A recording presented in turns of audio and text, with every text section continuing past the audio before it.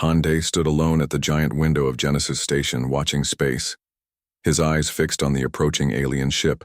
It was huge, at least 5 times bigger than any human vessel. The ship glowed with a soft blue light that pulsed like a heartbeat. "Magnificent, isn't it?" a voice said behind him. Han turned to see Ryu-sun walking toward him. Her steps were light and quick on the polished floor. Even in her simple gray uniform, she moved with grace.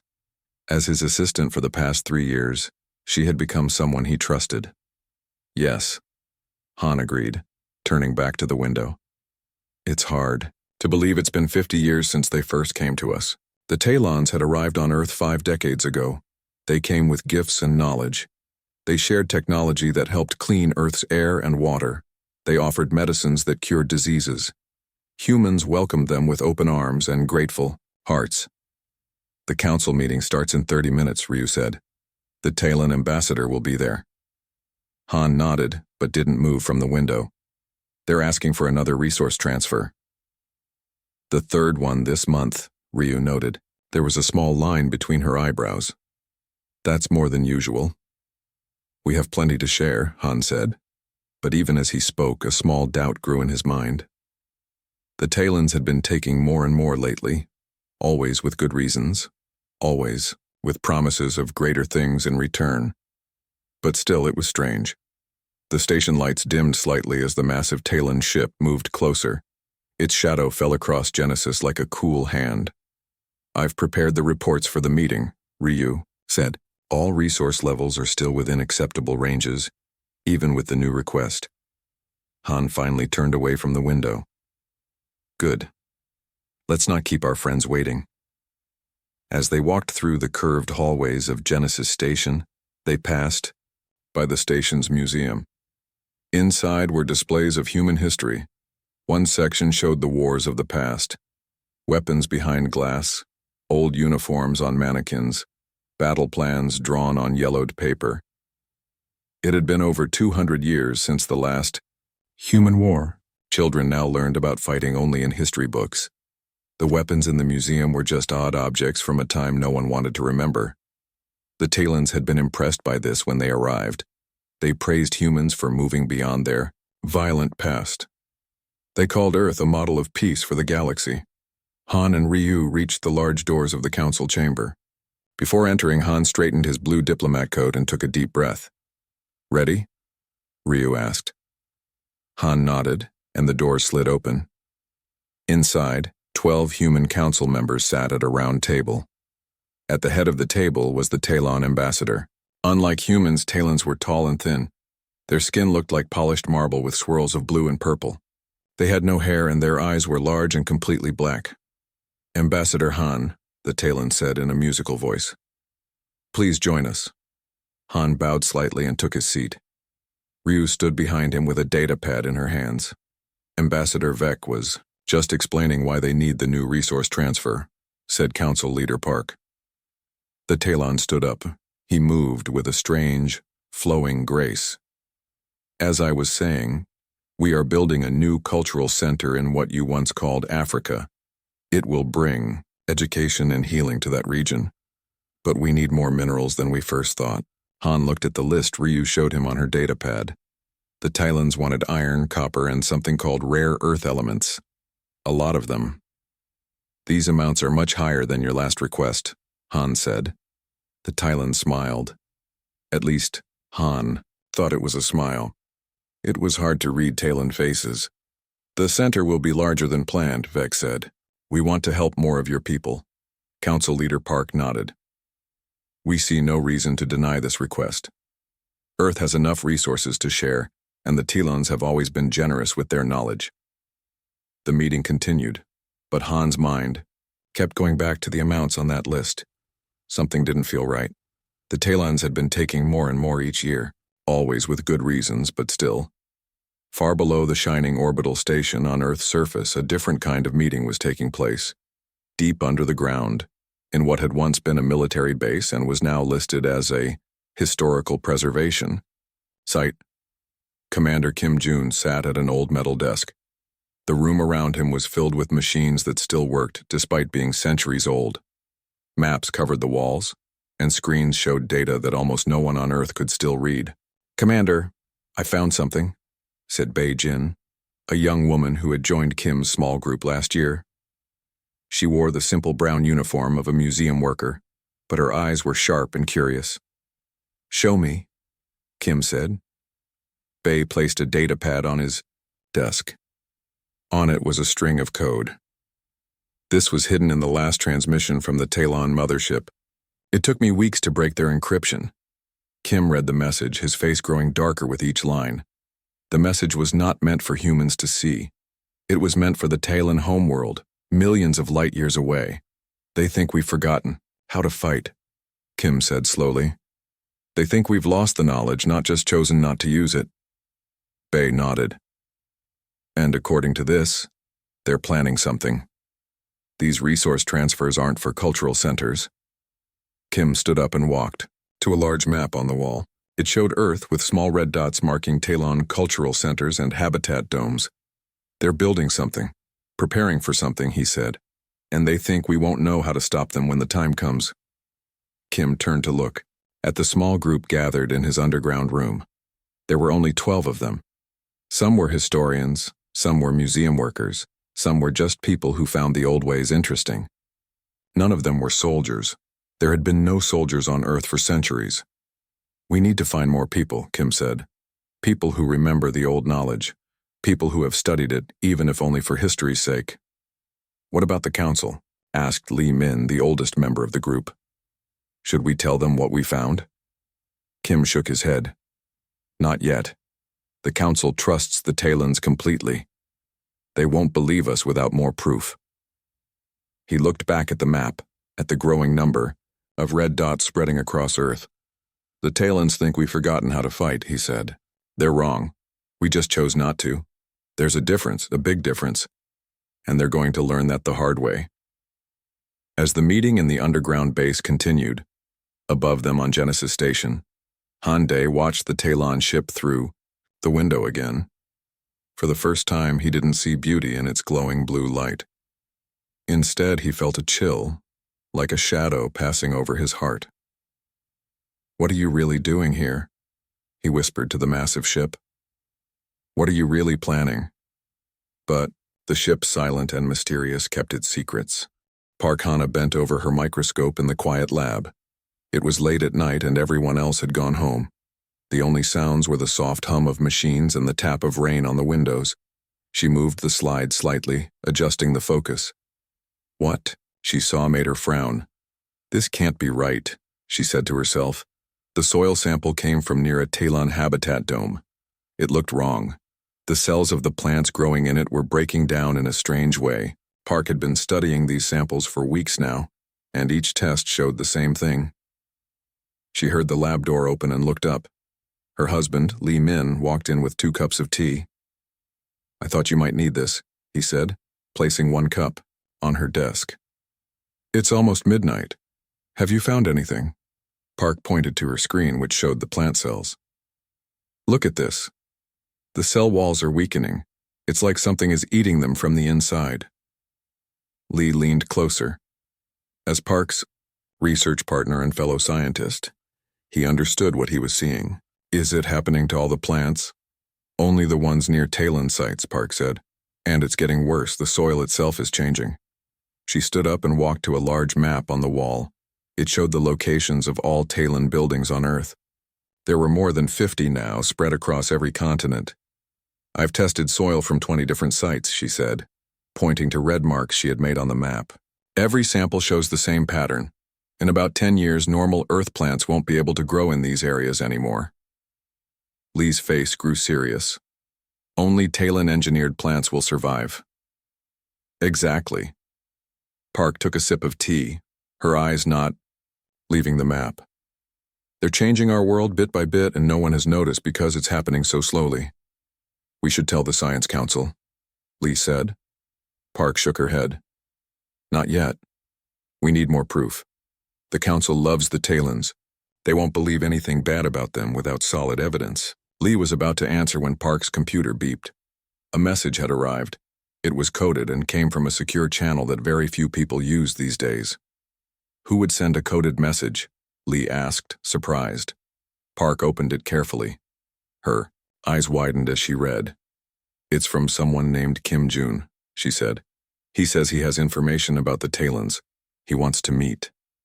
Across the city, in a small training hall, Choi Tai watched his students practice. They moved with care, repeating the ancient forms of Earth's martial arts. Some used their hands and feet, others practiced with wooden swords or staffs. Most people thought these arts were just for exercise or for keeping old traditions alive. Few remembered that they were once ways of fighting, of defending oneself. Few except for people like Choi and his students. Balance is key, Choi said as he walked among them. Power comes from balance and control, not just strength. The door opened and a man Choi had never seen before walked in. He was tall and stood very straight. His eyes moved quickly, taking in the whole room in seconds. Master Choi? The man said, I'm Kim Jun. I need to speak with you. After the students left, Kim and Choi sat on the wooden floor of the training hall. Kim had brought maps and data pads. He spread them out between them. I've been watching the Talons for years, Kim said. At first, I thought I was just being paranoid. Old habits from studying military history too much. But then I started finding things, messages not meant for us to see, strange patterns in what they take from Earth and what they build. Choi looked at the maps. They showed the Talon buildings, but also other things. Underground power lines, strange signal patterns, resource collection points. You think they're planning something? Choi said. It wasn't a question. Kim nodded. I've put together a small group, people who still remember the old ways or who have studied them. Historians mostly, and a few who just felt something wasn't right about our alien friends. And what do you think they want? Choi asked. Our planet, Kim said simply. They've been watching us for centuries before they made contact. They saw how we turned away from war, how we dismantled our weapons. They think we've forgotten how to fight back. Choi was silent for a moment. Then he stood up and walked to a wall where old weapons hung. They were kept polished and in good condition, but they were considered art now, not tools. Most of my students come here because they find beauty in these old forms, he said, but I've always taught the true purpose behind them. Just in case. In case of what? Kim asked. Choi turned back to him. In case we needed to remember. The next day, Park Hana and Lee Min met Kim Jun in a quiet corner of the city park. It was early morning, and few people were around. They sat on a bench near a small pond, talking quietly. Your research confirms what we suspected, Kim said after Park explained her findings. They're terraforming Earth, slowly making it more like their home world. But why?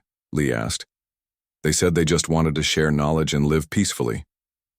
That's what they wanted us to believe, Kim said. But think about it.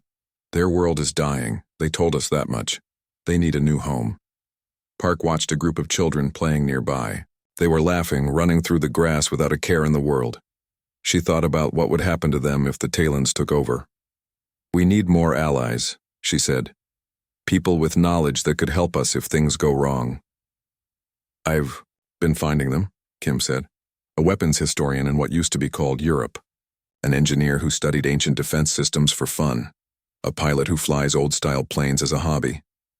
And you've found Choi Tae, Park added. Kim nodded. His knowledge of fighting techniques could be valuable, but we need more. Scientists, like you, who understand what the Talons are doing to our planet. Engineers who can build things if we need them. What about the Council? Lee asked. They should know about this. Some of them might listen, Kim admitted, but many are too deeply in love with Talon technology. And the Talons have friends among the Council. We need to be careful who we trust. As they talked, a Talon ship flew overhead, its blue light casting shadows on the ground. All three of them watched it pass in silence. They believe we're tame now, Kim said quietly. They've been studying our history, watching as we turned away from violence. But they don't understand something important about humans. What's that? Park asked. That choosing peace isn't the same as forgetting war, Kim said. We set aside our weapons because we wanted to, not because we forgot how to use them. And if we have to, we can remember very quickly. The Talon ship disappeared behind the tall buildings of the city. Park looked back at the children playing, now building a sandcastle together. "I hope we don't have to remember," she said, "but if they threaten our world, our future." She didn't finish the sentence, she didn't have to. Kim nodded. "We prepare in secret, we gather knowledge and people we can trust, and we hope we never need to use any of it." But all three of them knew as they sat there in the quiet morning light that the time for hope alone was passing. The time for action was coming, whether they wanted it or not. Oh-Sung walked through the busy streets of what used to be called Seoul. Now it was simply known as Region 4. The old names for cities and countries had faded away over the centuries as Earth became one united world. People moved around him, going about their day. They looked happy and calm. Too calm, Oh thought. Over the past week he had noticed changes in the people of Region 4. They seemed slower to react. Their eyes looked slightly unfocused. They smiled more, but the smiles didn't always match what was happening around them. Oh stopped at a small cafe and sat down. He took out his data pad and reviewed his notes. As a neuroscientist, he had been studying brain patterns for years. Recently, he had been checking the brain activity of people living near the new Talon Cultural Center. The center had opened just 2 weeks ago. It was a beautiful building, tall and graceful, with curves that seemed to flow like water. The Talons said it would be a place of learning and art. Thousands of people visited it every day, and every person who came out showed small changes in their brain patterns. O's data pad beeped. A message from Park Hana appeared. It was brief. "Found something. Meet me at my lab." When O arrived at Park's laboratory an hour later, he found her and Lee Min waiting for him. They looked worried. "I'm glad you came," Park said. "I need your help to understand something." She led him to a table where a small device sat. It looked like a clear ball with tiny lights inside it. "What is it?" O asked.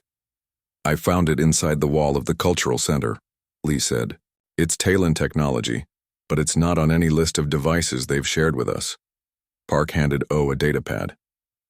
"These are the brain scans you sent me last week, and these are new ones I took this morning from people leaving the center." O looked at the images. The differences were small but clear. Certain parts of the brain showed less activity, while others showed more. "The changes are getting stronger," he said, "and they all point to one thing. These people are becoming more open to suggestion, more willing to follow orders without question." "That's what I thought," Park said. "And I think this device is causing it. It's emitting a type of radiation that affects human neural patterns." O looked at the device with new understanding. "They're making us more compliant, easier to control." "I need to get this information to Han Dae," Park said. "He needs to know what the Talons are really doing." In the orbital station Genesis, Han Dae was reviewing reports when his assistant Ryu Soon rushed in. "Ambassador, you need to see this," she said, her voice tight with worry. She handed him a data pad with a message from Park Hana. Han read it quickly, then read it again. His face grew pale. "Are you sure this is accurate?" he asked. "Dr. Park is one of our best scientists," Ryu said. "If she says the Talons are using devices to control human minds, I believe her." Han stood up and walked to the window. The massive Talon mothership hung in space nearby, beautiful and threatening at the same time. "We need to confront them," he said finally. "Directly, with evidence they can't deny." The meeting with the Talon ambassador took place in the main council chamber of Genesis Station. Han Dae and the 12 council members sat across from Ambassador Vec and 3 other Talons. "These are serious accusations, Ambassador Han," Vec said. His voice was smooth and musical, but there was a coldness in it now.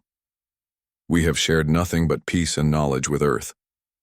Han placed the device on the table between them. "Then explain this. It was found in your new cultural center. It emits radiation that changes human brain patterns." For a long moment, Vec stared at the device. Then he looked up, and Han was shocked by what he saw. The mask of friendliness was gone from the Talon's face. In its place was something hard and cruel. "You weren't supposed to find that so quickly," Vex said. The process was meant to be more gradual.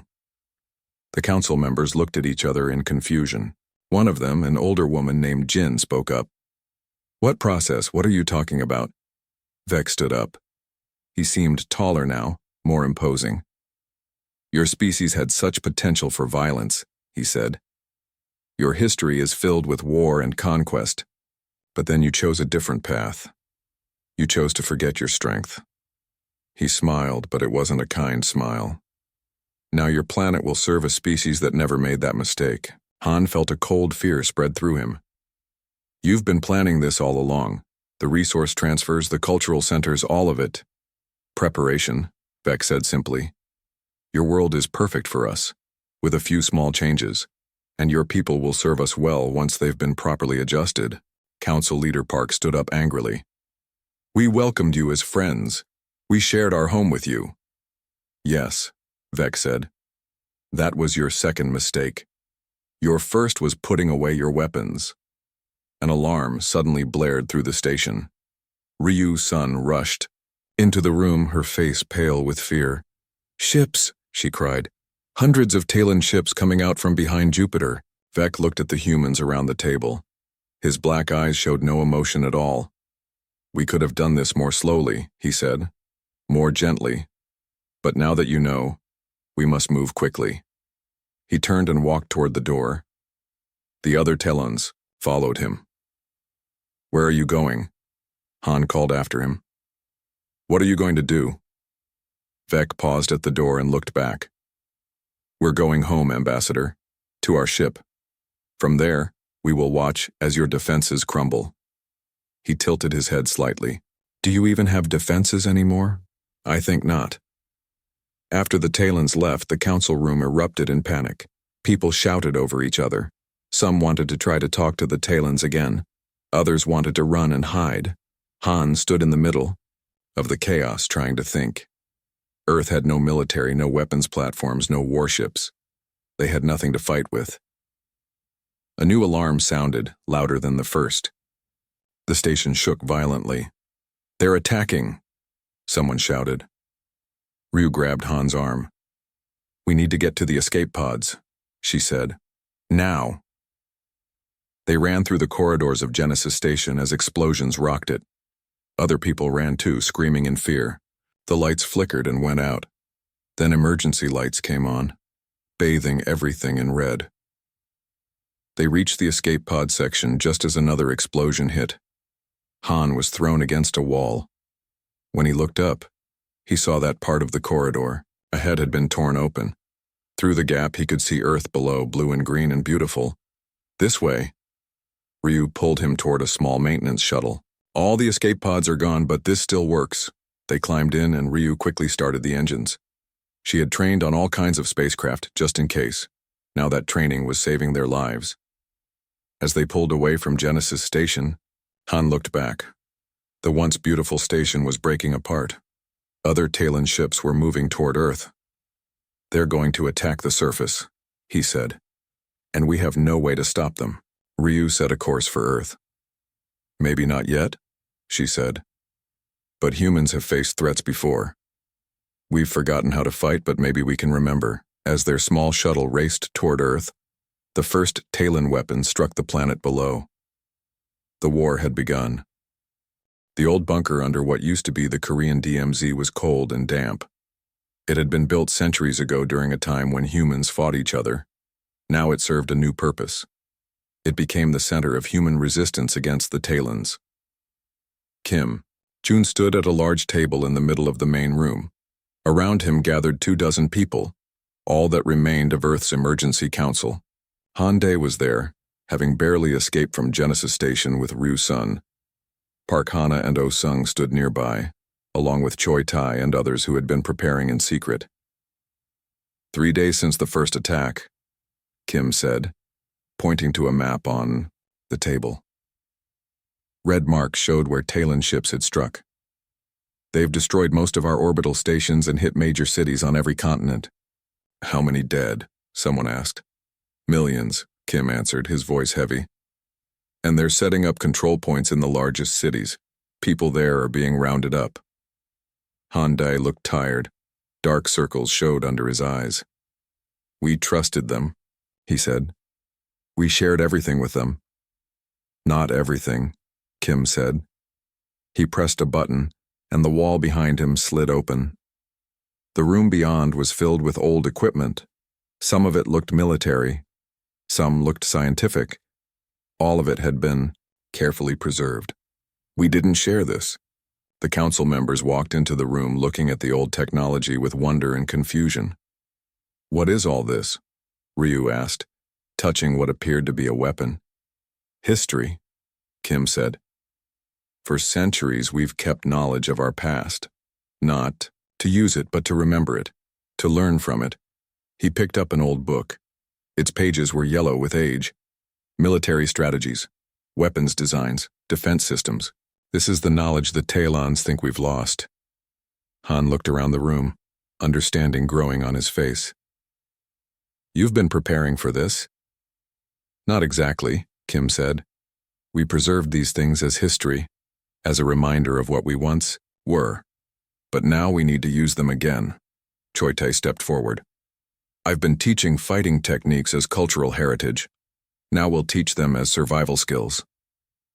Park Hana moved to a computer terminal. We've been studying Talon technology. For 50 years, we know their weaknesses, and we've been keeping certain technologies in reserve, Oh-sung added. Things we developed but never shared with the Talons. For the first time since the attack, hope showed on Han's face. So we can fight back. Kim nodded. We don't need to reinvent warfare. We just need to remember it. The next few days were busy ones in the bunker and in similar hidden places around the world. Messages went out through old communication channels that the Talons didn't know about. People with special knowledge were found and brought to safety. Yoon-ji arrived on the 5th day. She was a quantum physicist who had studied ancient weapons technology as part of her historical research. Kim brought her to a large workshop where others were already working. We need weapons, he told her. Not just the old ones we've preserved, but new ones that can work against Talon shields. Yoon looked at the equipment in the workshop. Much of it was new, hidden away from the Talons over the years. I'll need help, she said. You'll have it, Kim promised. The best minds we can find. In another part of the bunker, Choi-tae trained civilians in fighting techniques. The people who came to him had never thrown a punch in anger, never held a weapon. They were scientists, teachers, artists, but they learned quickly. Humanity didn't. Forget how to fight, Choi told them as they practiced. We chose not to. There's a difference. A young woman named Min fell during practice. Choi helped her up. I'm not sure I can do this, she said. I've never hurt anyone. Neither have I, Choi said. Not really. But our ancestors learned these skills through blood and pain. We have the luxury of learning from their records instead. Outside the bunker, the world burned. Talon ships patrolled the skies. Their ground forces, tall machines that walked on 4 legs, moved through cities and towns, capturing humans who hadn't escaped. But not all humans were caught. Many fled to the hills and forests. Others hid in the ruins of buildings. And some, guided by messages from the resistance, made their way to old military bases and bunkers that had been turned into museums and were now becoming fortresses again.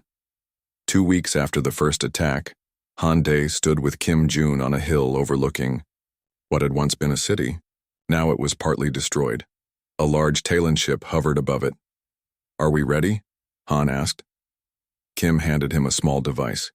It looked simple, but inside it was very complex. Yoon-ji finished the first batch. This disrupts their shield technology. It only works at close range, but it's a start. Han looked at the small object in his hand. I was a diplomat. I don't know how to fight. None of us do, not really, Kim said, but we're learning. Back at the bunker, Park Hana and Oh-sung worked with other scientists to understand more about the Talons. They studied the device found in the cultural center and other pieces of Talon technology they had collected. Their shields operate on a frequency we can disrupt, Park explained to a group of engineers. And their weapons, while powerful, need time to recharge between shots. They rely too much on technology, O added. They haven't had to fight a real war in thousands of years. They've forgotten that warfare isn't just about having the best weapons. Across the planet, humans began to fight back. At first, it was just small attacks. A Talon patrol would disappear. A supply ship would fail to return. A control point would suddenly lose power. The Talons responded with more force. They destroyed entire towns if they met resistance. But they couldn't be everywhere at once, and they had not expected any real opposition. They thought we were tame, Ryu said during a strategy meeting. They thought we had lost our edge. Yoonji looked up from the device she was working on. They were wrong about us, she said. Humans adapt, we learn, we remember. In what had once been Europe, a group led by a weapons historian named Jun attacked a Talon ground base. They used simple explosives and hit-and-run tactics. They couldn't destroy the base, but they damaged it and escaped with minimal losses. Indoor, the southern hemisphere, resistance fighters led by a woman who had studied naval warfare techniques used old boats to attack Talon water processors. The Talons needed Earth's water, but they hadn't protected their processors well. And in orbit, a small group of humans used maintenance shuttles, never seen as weapons by the Talons, to slip past their ships and plant bombs on key systems. 1 month into the war, Kim Jun gathered the council again. The mood was different now. There was still fear, but also determination.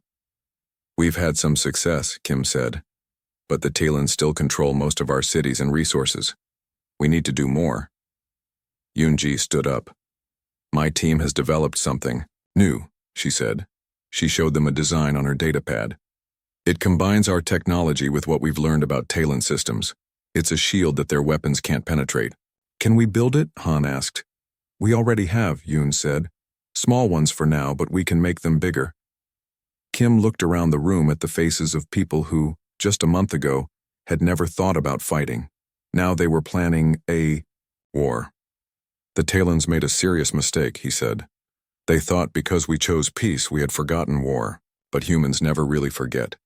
We just set things aside until we need them again. Outside, the sun was setting. In the fading light, humans all across the planet were preparing for battle. The war was far from over, but they were not going quietly. They were remembering. 6 months had passed since the Talons attacked Earth. The planet looked different now. Many cities lay in ruins. Forests had been burned. The oceans were darker. But humanity had not given up. In fact, they were fighting back better than anyone could have expected. Hyundai stood on the bridge of the ship called Remembrance. It was the largest vessel humans had built in centuries. Around him, people worked at control stations. Some wore old-style military uniforms found in museums. Others wore simple clothes with just a small badge showing they were part of Earth's new defense force. Ryu-san approached him with a data pad. The Talon fleet is moving, she said. They're gathering above what used to be North America. Han nodded. He had changed over these 6 months. The diplomat was still there, but now he was also a leader in war. Tell all ships to prepare. This will be the final battle. The human fleet gathered in orbit around Earth. There were over 100 ships of different sizes. Some were old space vehicles that had been rebuilt. Others were completely new, designed by Yoonji and her team. All of them used the special shields that Talon weapons couldn't break through. Yoon herself was on the Remembrance. She had become the chief engineer of the fleet. She checked the main systems one last time. Shields are at full power, she reported. Weapons are ready. The weapons were special. They used both human technology and parts taken from captured Talon ships. They were stronger than anything humans had built before. On Earth's surface, Kim Jun watched from a command center. Around him, screens showed the positions of both human and Talon forces. The ground teams are in position, he said over the communication link to the Remembrance. We're ready when you are. Choi Tai led one of those ground teams. They had the dangerous job of attacking the Talon's main ground base. Choi looked at the men and women with him. 6 months ago, none of them had been fighters. Now they moved with confidence, handling their weapons with skill. Remember your training, he told them. We strike fast and move quickly. No one stops. No one waits. If someone falls, keep going. The Talon fleet appeared in the distance, moving toward Earth. There were more Talon ships than human ones, but the humans had something the Talons didn't expect. New tactics and technologies that the aliens had never seen before. They never understood us, Han said as he watched the enemy ships approach. They saw our history of war and then our choice for peace. They thought we had become weak, that we had forgotten our strength. But choosing not to fight requires more strength than giving in to aggression. He turned to Ryu. Signal all ships. The battle begins now. The human fleet moved forward to meet the Talons. The first shots were fired. Space lit up with energy, beams and explosions. The Talon ships were powerful, but they had one weakness. They all used the same tactics, the same attack patterns. They hadn't fought a real war in thousands of years. Their moves were predictable. The human ships, on the other hand, used different strategies. Some attacked directly. Others hid behind Earth's moon and then struck from behind. Some small, fast ships flew close to the Talon vessels, too close for the aliens' large weapons to target them. On Earth, Choi's team reached the main Talon ground base. It was heavily guarded by tall, walking machines and Talon soldiers. The humans used the terrain for cover, moving from one hiding place to another. Wait for the signal, Choi told his team. Above them, in space, the battle grew more intense. Several human ships were hit and damaged, but the Talon fleet was taking greater losses. Their shields couldn't stop the new human weapons, and they seemed confused by the humans' unpredictable movements. They're splitting their fleet, Ryu reported. Half are trying to retreat. Han shook his head. They won't escape, not after what they've done to our world. He gave the order, and the Remembrance fired its main weapon. A beam of energy, brighter than the sun, shot out and hit the lead Talon ship. The alien vessel broke apart, its pieces scattering across space. That was the signal Choi had been waiting for. Now, he shouted, and his team attacked the Talon base. They had studied the base's layout for weeks. They knew exactly where to plant the explosive devices Yoon had designed. As Talon guards rushed to stop them, the humans used their smaller size and knowledge of the terrain to avoid them. All charges set, Choi reported back to Kim. We're leaving now. His team ran from the base, getting to a safe distance just as the explosives went off. The ground shook. The Talon base collapsed in on itself, its power core overloading and adding to the destruction. Back in space, the human fleet had surrounded the remaining Talon ships. The aliens' once mighty armada was reduced to just a few damaged vessels. They're sending a message, Ryu said. Audio only. Han nodded, and the message played throughout the bridge. We mistook evolution for regression, the Talon commander's voice said. His musical tones were now flat, defeated. We will not make this error again. Will you leave our system and never return? Han asked. There was a pause before the answer came. Yes. We underestimated your species. The cost has been too high. Han looked at the faces around him on the bridge. They had all lost something in this war. Friends, family, homes. But they had saved their world. Go, he said to the Talons, and tell others of your kind. Earth is not a world of the forgotten. It is a world of those who remember when they must. The remaining Talon ships turned away from Earth and disappeared into the darkness of space. The victory celebration was quiet. There was too much rebuilding to do for big parties.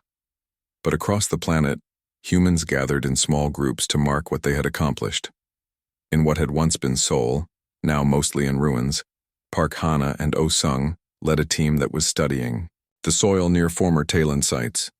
The damage can be fixed, Park said, looking at her test results. It will take time, but Earth will heal. Oh nodded, and so will we.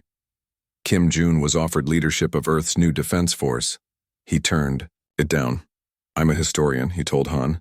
That's what I'll be again, but now I have a new chapter to record. He began the first entry in the new archives. We didn't forget how to fight. We remembered something more important: why to fight and why not to. That understanding is humanity's true strength. As for Han Day, he returned to being a diplomat. But now he was different. He had seen both peace and war. He understood the value of each. "We won't put away all our defenses this time," he said during a council meeting. "But neither will we let fear rule us. We'll remember our past, both the peace and the war, and we'll use that knowledge to build a better future." The Remembrance remained in orbit around Earth, a reminder of what humans could do when needed. But it was no longer a warship. It became a research vessel exploring the solar system. Choi Tai's training hall reopened. He still taught the old fighting techniques, but now everyone understood why they were important to remember. And Yoonji used what she had learned to create new technologies that would help rebuild Earth. "We'll make our world better than it was before," she said, "and we'll be ready if danger ever comes again." As the reconstruction began, humanity faced the stars not with naivety, but with wisdom. They would maintain peace where possible, but would never again allow another species to mistake their restraint for weakness. The war was over, the healing had begun, and the memory of both would guide humanity's path among the stars.